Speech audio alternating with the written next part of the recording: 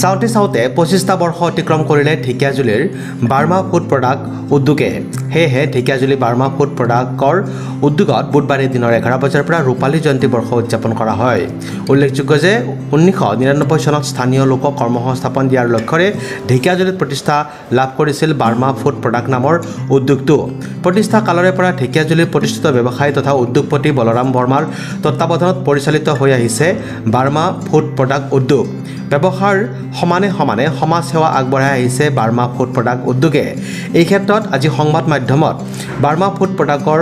অইন এগৰাকী স্বত্বাধিকাৰী অৱধ বৰ্মাই জনায় যে বৰ্তমান বাৰ্মা ফুড প্ৰডাক্টে প্ৰায় 2500 নিবনুৱা থলুৱা যুৱকক কৰ্মসংস্থাপন দি আহিছে আজি পুৱা পতাকা উত্তোলন আৰু বৃক্ষৰোপণ কাৰ্যসূচী সমাপন কৰি বাৰ্মা ফুড প্ৰডাক্টৰ ৰূপালী জয়ন্তী বৰ্ষৰ অনুষ্ঠানটি শুভাৰম্ভণি কৰা হয় আজি এক উদুলি পৰিৱেশত বাৰ্মা ফুড প্ৰডাক্ট উদ্যোগত এই অনুষ্ঠান আয়োজিত হয় আজি অনুষ্ঠানটো আমাৰ বাৰ্মা ফুড চিৰা মিলটো 25 বছৰীয়া এটা প্ৰগ্ৰাম পাতিছোঁ এনে এই উদ্যোগ কামত মোৰ প্ৰায় 45 বছৰ হ'ল তেতিয়া মোৰ বেলেগ বিজনেছ আছিলে এতিয়া ধান চাউলৰ বিজনেছ প্ৰায় আজি 25 বছৰীয়া প্ৰগ্ৰাম আজি অনুষ্ঠানটি মানে আমাৰ এই মিলটো বাৰ্মা ফুড প্ৰডাক্ট নামেৰে 1999 চনতে স্থাপিত হৈছিলে আৰু আজি 25 বছৰ পূৰ্ণ কৰিলে গতিকে আমি ৰূপালী জয়ন্তী বৰ্ষ হিচাপে আজিৰ দিনটোত পালন কৰিছোঁ আমাৰ বিভিন্ন কৰ্মকৰ্তাসকলেও ইয়াত সহযোগিতা আগবঢ়াইছে লগতে আমাৰ স্থানীয় বহুখিনি ব্যক্তিয়েও আমাক সহায় সহযোগিতা আগবঢ়াইছে লগতে স্বত্বাধিকাৰী ডাঙৰীয়াই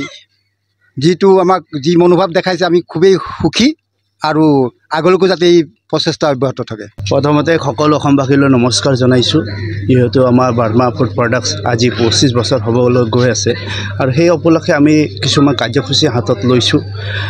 ৰাতিপুৱা পতাকা উত্তোলন হ'ল এতিয়া আমাৰ দ্বিতীয় কাৰ্যসূচী আছে বৃক্ষৰোপণ আছে লগতে আমাৰ যিমান সহকৰ্মী আছে তেওঁলোকৰ দুপৰীয়া খানা আছে আৰু সন্ধিয়া সাংস্কৃতিক প্ৰগ্ৰাম আছে